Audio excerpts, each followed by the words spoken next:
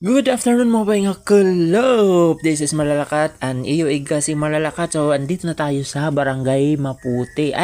Barangay Maputi. So, hindi pala Maputi. Maputi as in mabusag, busag, busagan.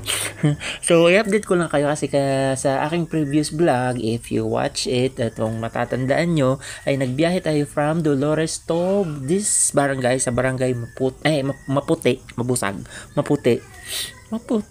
Maputi ba talaga? So, nagbiyahe tayo from Dolores eksaktong alas 10 ng umaga. So, nakarating ako dito past 3 in the afternoon. So, ilang oras yun? 10, 11, 12, 1, 2, 3. So, more than 5 hours inabot kasi may mga dinadaanan pa kami na humihinto kami. So, kaya inabot ng more than 5 hours. So, usual daw, ano lang dapat yun? Mga 4 hours yung biyahe from Dolores to this barangay. Kasi malapit na to saan tag dito? Sa mismong bayan ng Maslog.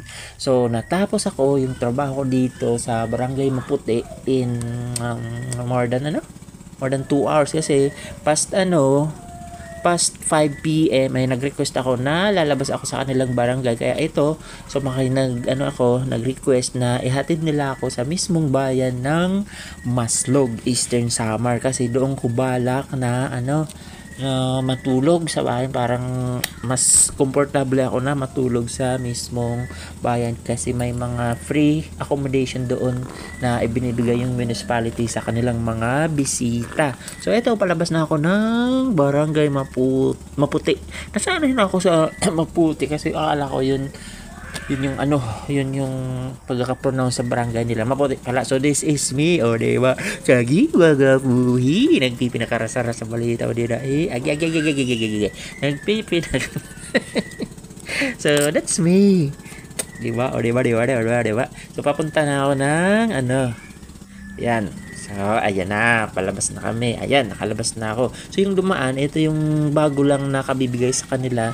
Yung tawag dito, water ambulance nila. Kasi mas mabilis nga naman yung biyahe pag through, dito ka sa river, dadaan, kaysa doon sa kalsada. Ano ba? Mas matagal, pero parang feeling ko mas safe dito. Kaya yan, binigyan sila ng water ambulance. So, bago lang nitong December lang yata or January. Ngayong January binigay sa kanila yung yung water ambulance na gagamitin para sa mga tao sa bayan ng Maslog. Sabi nila, abutin lang daw kami ng few minutes from Barangay Maputi to Poblacion Maslog, Eastern Samar.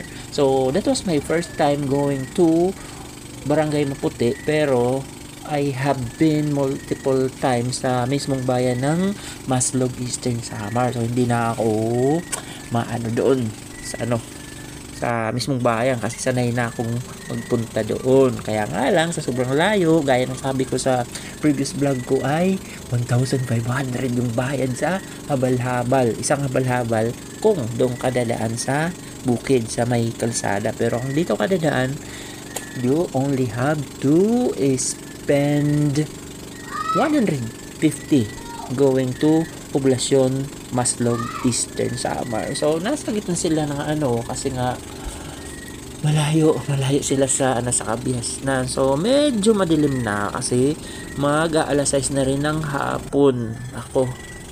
So, di ba? Mag-aalas 6 nga. Kasi past 5 ako lumabas. So, may personal akong dahilan kung bakit hindi na ako natulog doon sa barangay. At mabait naman kasi actually, yung pamasahe from Barangay Maputi to Poblacion Maslog is 20 pesos. So, kunti lang. So, pero magbibigay ako ng 50 pesos. Diba? Ang yaman-yaman, 50 pesos yung pamasahe ko. Ang laki. So, ayan. Nakikita na namin yung dadaong na namin papunta ng Poblacion Maslog.